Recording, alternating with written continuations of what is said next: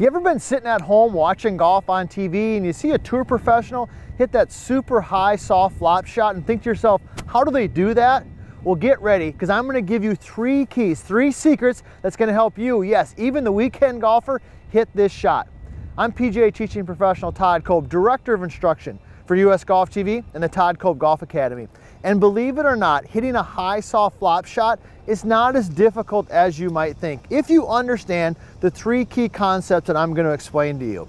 So when we go through this here, there's going to be a lot of information. It's going to take us a little bit of time, but I can promise you at the end, you're going to have something that's going to really help make this shot a lot easier. And as always, we encourage you to subscribe. I encourage you to make a comment, because at the end of the day, you might disagree with what I have to say, but that's all right. Maybe we can learn something from each other. So the first thing we got to do is understanding an overarching concept here is the key to hitting the high soft flop shot is using loft and bounce. I'm going to say that again because it's pretty darn important. You got to use the loft and you got to use the bounce. So how do we do that? Well, let's go through the first tip. I'm going to give you a backstroke idea, a downstroke feel, and kind of an overarching idea of really what should we be doing that I can guarantee you is going to be contrary to what you've been told before. But let's go through the first one. Now on the backstroke, I'm not going to dive into the setup because that's going to be a whole nother video, but I just want to talk about the stroke. On the backstroke, it's important that we add a little bit of loft to the club. So I'm using a 56 right now. Some of you might use a 58 or 60 degree to hit this shot. That's fine. I've got a 56. But when you take the club back, it's important that we add a little bit of loft to the club. So I like to tell my students, hey, I want to see a little bit of what I call toe swing, meaning I want to see the toe of the club rotate a little bit on the backswing. Now when you do this, it's going to add loft, but what you got to really watch out for is that you make sure that the club head stays outside your hands. You don't ever want that club to rotate open and go back inside. Now why is that?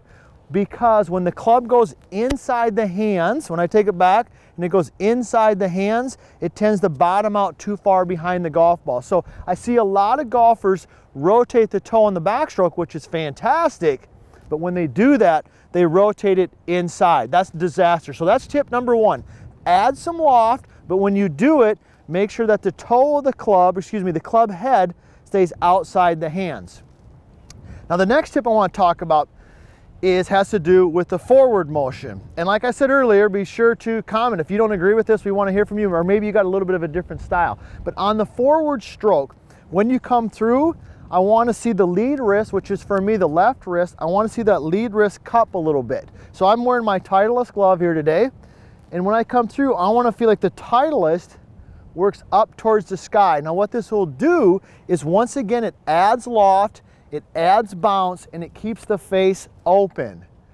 I see a lot of my students, a lot of golfers tend to rotate the toe a little bit. Now when they rotate and the Titleist goes towards the ground, that's great if you're hitting like a 7-iron, okay, or you're trying to hit a low shot. But if you're trying to hit it high and soft, you want to see that Titleist work up towards the sky. So that's the second tip that I would give you on that. Would be specifically for the forward motion. So we've talked a little bit about the backstroke. I've given you a feel also for the forward stroke, but what I mainly want to jump into right now here is this overarching feel of what the swing should look like, or what the chipping motion should be to hit this high soft flop shot. Now what I'm going to tell you next here might be a little controversial per se. Some people aren't going to agree with this, and that's okay. If you don't, or you got a different system, be sure to leave a comment. But I believe this. In order to make this shot as easy as possible, it should be done with very limited wrist motion. So a lot of people, when they hit this shot, they think they got to hinge their wrist, uncock it, rehinge it, and they got all this stuff going on. And there are people who can hit it that way. All right, and some of them probably are pretty famous people you've heard of before. But I think for the masses, and quite honestly, even for my tour professionals, I think that this motion should be done with very passive hands. So what do I mean by that?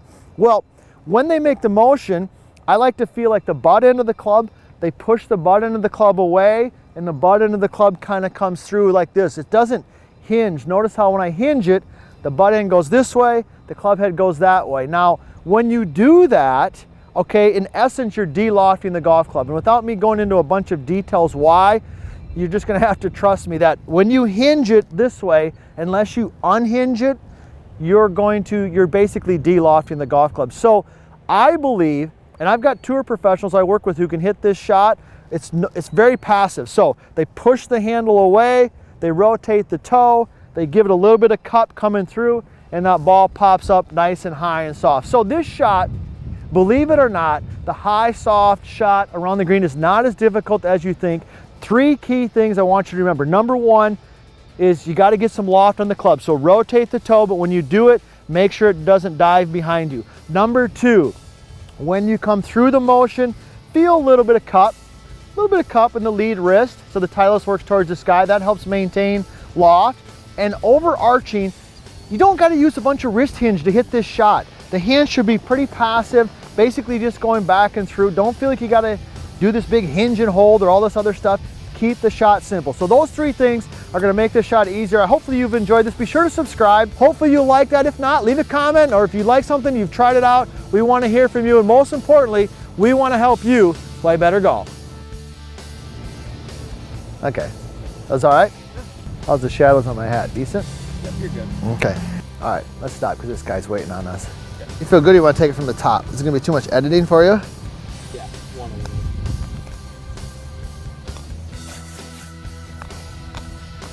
Should have just kept rolling, but